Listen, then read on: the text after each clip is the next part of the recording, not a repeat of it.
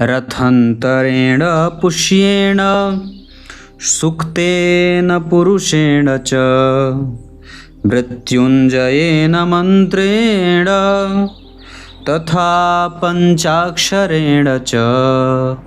प्रिय दर्शकों नमस्कार, एक बार फिर से उपस्थित हूँ आप सबके सामने रविवार के कार्यक्रम में। कल आप लोग लाइव में अगर नहीं थे तो जाकर के ज़रूर ही कल शाम का लाइव कार्यक्रम ज़रूर देख लीजिए। ये कार्यक्रम आज रविवार का है। जो कार्यक्रम के आरंभ में मैंने श्लोक पढ़ा है वो शिव पुराण का है, जिसका अर्थ कार्यक्रम के अंतिम हिस्से में बताऊंगा। लाइव शनिवार को आता हूँ रात्रि 8:15 पे इसी चैनल पे। और त्रिपिंडी श्राद्ध से संबंधित अगर कोई भी जानकारी चाहते हो और अगर आप चाहते हैं कि आपके पितरों का श्राद्ध तर्पण या त्रिपिंडी श्राद्ध इस महालया पर्व में हो तो मुझे संपर्क कर सकते हैं 9572 वाले नंबर पे, जो काशी में होगा और काशी के पिशाच मोचन मंदिर में होगा। आइए शुरू करते हैं आज का कार्यक्रम। कहीं नहीं जाना है, सूर्य से 7वां भाव आज के कार्यक्रम का मुख्य विषय रहेगा। इससे पहले के कार्यक्रम में आप लोग अगर नहीं सम्मिलित हुए हैं तो शुक्र से संबंधित मैंने बड़ी विस्तार से चर्चा की है, आप जाकर के वो कार्यक्रम देख सकते हैं। देवगुरु बृहस्पति को मैंने बहुत अच्छे तरीके से समझाने की कोशिश की है, वो भी देख सकते हैं। मूल बिंदु पे आते हैं। मूल बिंदु पे आपकी कुंडली में बहुत छोटी बात है, बहुत छोटे कार्यक्रम की बात है। अगर जन्म कुंडली के किसी भी भाव में लग्न से लेकर के द्वितीय, तृतीय, चतुर्थ, पंचम, छठा, 7वां, 8वां, 9वां, 10वां, 11वां और 12वां, इन किन्हीं भी भावों में, इन भावों में से किसी भी भाव में अगर सूर्य नारायण आपकी कुंडली में बैठे हैं और जहाँ वो बैठे हैं वहाँ से ठीक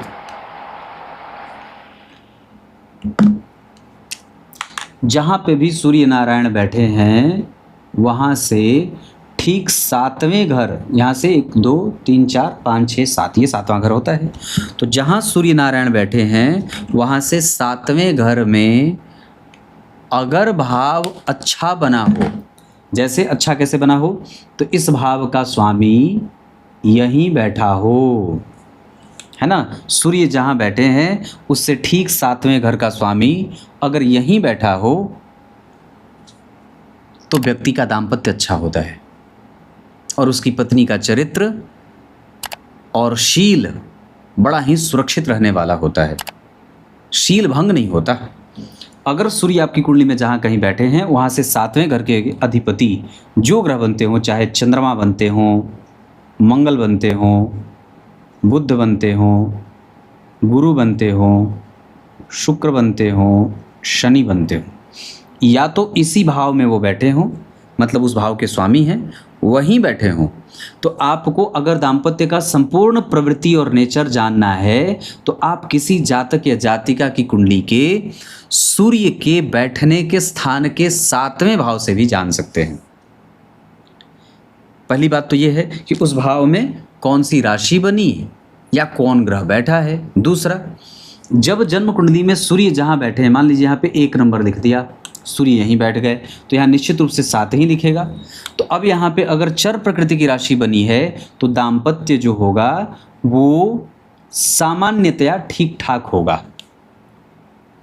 अगर यहाँ स्थिर प्रकृति की राशि बनी है, मतलब 8 नंबर लिखा है, चर प्रकृति की राशि कौन कौन होती है, 1, 4, 7 और 10, ये चर राशियां होती हैं। क्या होती हैं? चर राशि होती है। स्थिर राशियां कौन कौन होती हैं? तो स्थिर होती हैं 2, 5, 8 और 11, ये स्थिर राशियां हैं। और द्विस्वाभाविक क्या होती हैं? तो द्विस्वाभाविक होती हैं 3, 6, 9 और 12, ये द्विस्वाभाविक राशियां हैं।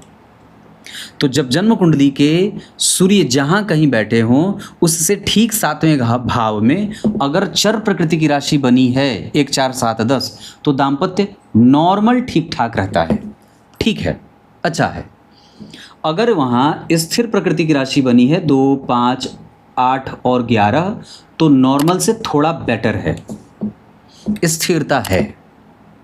और अगर द्विस्वाभाविक राशि बनी है, मतलब 3, 6, 9 और 12, तो इसे उत्तम प्रकृति का विवाह कहते हैं। परंतु अगर यहाँ पे उत्तम प्रकृति की बात होगी तो यहाँ पे गुरु और बुध का सर्वस्व ठीक होना आवश्यक होगा।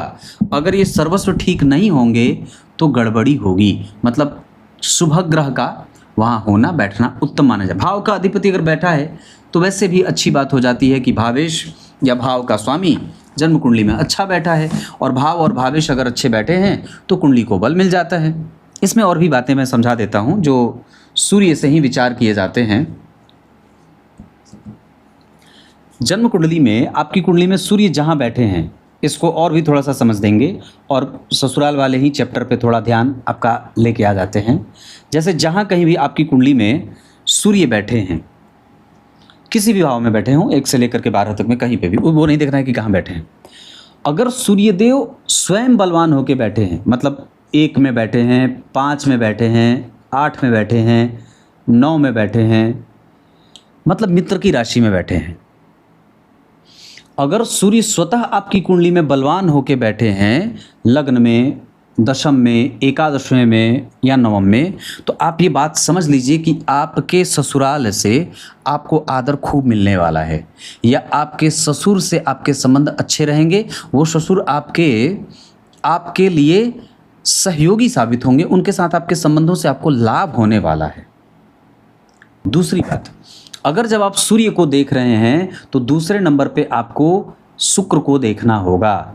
अगर आपकी कुंडली में शुक्रदेव 2,